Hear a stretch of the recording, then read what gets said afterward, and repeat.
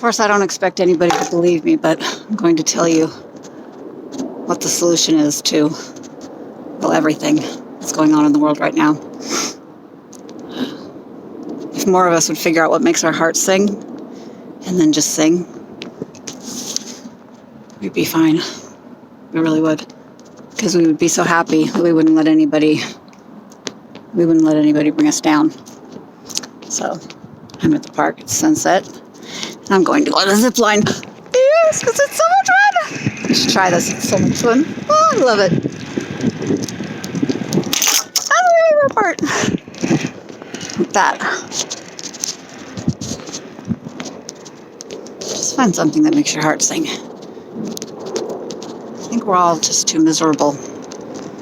And I just don't think that miserable people are very inclined or motivated to try to, to take a shower, much less fight tyranny. And, the thing is that we all know that the time has come, the walrus said, to speak of other things. The time has come for us to speak up for ourselves and speak up for each other. And by us, I mean, the 99%.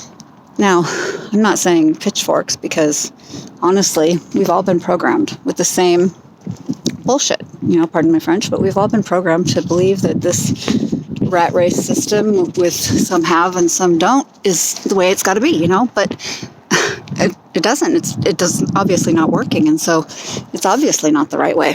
And so I think if we felt happy for a minute, if we remembered happy, we would know what we were fighting for. And I think that we've been in this system, you call it the Matrix, whatever you want to call it. We've been in this system for so long, and we've been producing offspring for so long, and we've been raising them for so long in this system and with these sacred cows and rituals and, and systems of oppression of all sorts, really, And I just honestly think that if we just agree that we're all just kind of fucked up in the head and that none of us really has a clue what's going on, because I don't think anybody does. I know that the people who are supposed to know don't know, obviously, because they're pretending to be adults. Now, this is the thing. I think they're going to continue to do that until we tell them that they have to stop. And the only way for us to tell them that they have to stop is to show them that they have to stop. And the only way to do that is to basically, to be honest, to do what I had to do in my marriage, because I completely lost myself. And I came in shell-shocked right after my dad's suicide. White trash, married a guy, who went to Ivy League. But the thing is that didn't make him any stronger or braver or more capable or more competent or more able to deal with shit. And the fact of and the truth of that is that when all hell broke loose, I got up and grew through it, because that's what I was taught to do when the going got tough. And this is the thing. I'm not alone. That's the thing about us down here on the bottom as underclass, permanent underclass, is that what we do is we survive and we fight. But we don't do it alone. We only know how to do it together. We only can do it together, is the thing. Because we're just too damn biased to see our blind spots and our weaknesses and our and our strengths a lot of the time too. I know that happens to me. I keep thinking that I'm a fucking idiot, and maybe I am, but I don't think I'm as much of an idiot as I think I am. And I think that I don't give myself enough credit for the things I've learned, because they're slow. I've had to raise, finish parenting myself, basically, is what I'm trying to say. That sounds kind of silly, but, when I, about 5 years ago, when my nervous system finally said, yeah, up yours, because I'd been abusing my body, because I was miserable,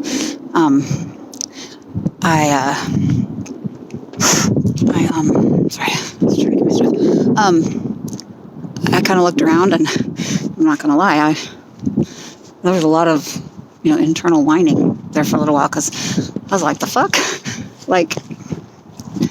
I was basically, what I thought was that I had been abandoned, because my family was gone.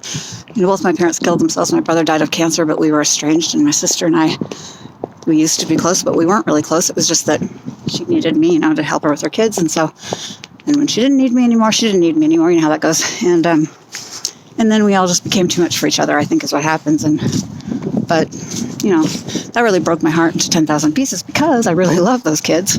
Not as my own, but just love them, right? So that was good, though, because that void, I needed that void, because before what I was all knee deep in the hoopla of the dysfunctional family with my role and yada. Well, I never would have known that 5 years later I'd be saying, just thank you for, basically shanking me and cutting me out of the family because you didn't, because we weren't taught how to have conversations, right? We weren't taught how to impose boundaries and respect each other and communicate and all that stuff. And so the only reason why I'm saying that is because now everywhere I look, I see people who are struggling with the exact same crap that I have suffered from. And it just kind of seems silly because I think we're supposed to be learning from each other. But we're not going to learn from each other if we keep carving each other up into groups. Just arbitrary groups, too, by the way. And don't even bother to try to get pissed at me about it because I don't give a fuck. I literally do not give a fuck. Because I know it's the truth. And I know that my kids count on me to be as upright as I can be, and that's not for anybody else to say, that's for me to say. And I was really struck by, I was watching a thing, this was years ago, I was watching a thing about Stalin, and the way that he died was terrible. It was tragic. Well, I'm not saying that, oh, poor Stalin, although I am, just because honestly, I get it. Every single human is just as valuable and sacred and worthy and precious and flawed and troubled and aggrieved as any other, but some need to be stopped. We need to stop killing each other. Don't even get me started on the privatization of prisons, but we can talk about that. What we need to do is we need to just start in the damn schools, and we need to just we need to revamp our schools. We need to prioritize our kids above anything else, which would mean maybe thinking about at least pretending to value parenting, because I promise you we don't. When I got my kids raised, I raised 8 kids, and at the end of that, I had nothing. Because if you're a good mom, you push your kids out of the nest because you don't want them to be dependent, you don't want them to be flawed, and you don't want your kids to be stuck. I don't anyway. So I started nudging my kids out, one by one. And then they go, and that's okay. You don't push them so they hate you, but you got to nudge them a little bit or they might not go. So you nudge them, and even as you're nudging them, your heart is breaking. And during that process, I just decided, okay, this shit sucks. And I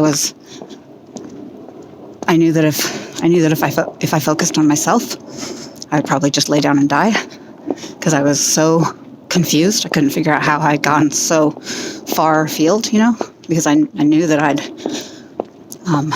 I'm walking in the semi-dark home through the park, so I'm not looking right at the camera, not because I'm antisocial, because I'm really, massively quite the opposite. And that's, I think, part of why I'm making this video. I haven't made very many videos, because honestly, I just feel like there's too damn much noise in the world. But the thing is that we're literally just going the wrong way, We're hurting ourselves. We're only hurting ourselves because the people that have put us in these positions, of basically servitude is what we're in, are dead and gone. They really are. It's not the people who are the 1% now. Everybody just kind of slides into roles, and we're hating people who might be willing to work with us if we all stopped yelling and just started listening. And because I have ideas all the time of ways that people could work together, that weren't previously. And I think that's because, I live with my ex-husband, and so, and he's a talker, and he doesn't have a whole lot of respect for me as a sovereign being. The thing is that for a long time I let that be the status quo. I accepted that, and I was like, well, that's just the way it is. But then when I got to the point where I was, literally so miserable that my body was shutting down,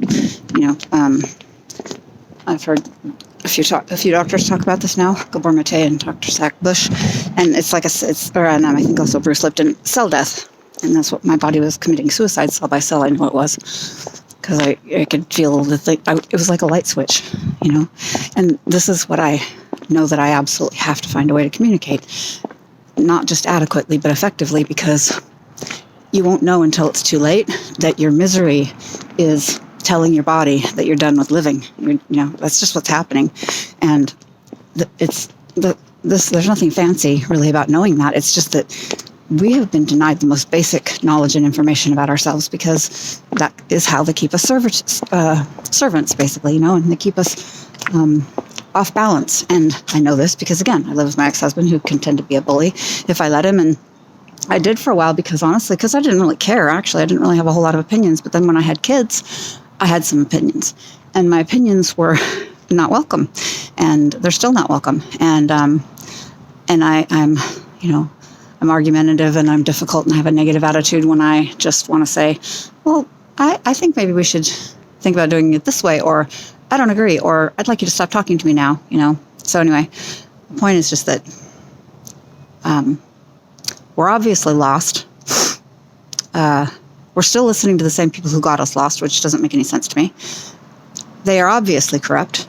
No offense or anything. Nobody needs to send out the black vans and shoot me. I'm just saying what everybody knows is that our government all of our systems have been around long enough now that they've all just become really inbred, and they're just nasty little pawns. And I think that what we have to do, the 99%, is we have to decide if we are going to tuck our tails between our legs and go down like punks, because that's what's going to happen is if we can't get our shit together, and we can't stop fighting, and we can't be our most creative selves, which is to say happy and dynamic and creative and thriving in our, in our imaginations and our problem-solving skills, which is a product of cooperation and more minds than just one, obviously, because we've really done ourselves a disservice, because now we're all just mirror networking on each other or dogs or, I don't know. I don't go online, so I had to stop.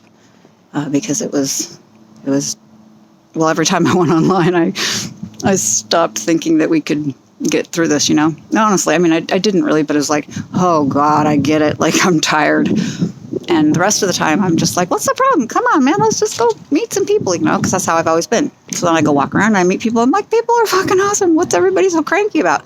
Then I go online and I go, oh, okay. So I'm telling you, we're making two worlds. And the people who are not angry and willing to stay inside all the time, we deserve to represent ourselves. We deserve to have a say. We all do. That's the thing. It's not just the people who are making the most noise. And the people who are making the most noise, you might be having fun, and you may be getting some adrenaline right now, and that's great. If you are, you're welcome. And I'm going to tell you in advance that I forgive you for all the awful things that I've known that there's a very simple solution for years now, but I haven't wanted to bring the mountain of shit down on my kids, But as people who do speak up know, if you don't speak up when you see something's wrong, then you literally deserve all the awfulness that comes to you. And that's not what's happening now, is that the responsibility has been just spread out like, a drop of blue in in the ocean or something, There's nobody's taking responsibility. But when the suffering comes, the suffering knows precisely, because the suffering is from nature, and nature knows. Nature's not stupid, it's not fooled, and it's not playing our reindeer game. So we basically have told the universe that we are a danger and that we are done, because we're not even trying. And so we're going to get kicked off the planet if we don't get our shit together. I swear to God we are. Because, I mean, really, we just entered an extinction. If you were Mother Nature, would you not kick the humans off? I lost my light. I think that means that I'm going inside now. Anyway, I just think we could be having so much more fun. And to that end, I'm going to continue to work on my crazy open house art idea, and then I'm just going to start inviting people over, and we're going to sing at the top of our lungs because it's proven to be good for you, and we're just going to get over our nonsense and just start figuring shit out. How about that? Let's just do that. That sounds like a lot more fun.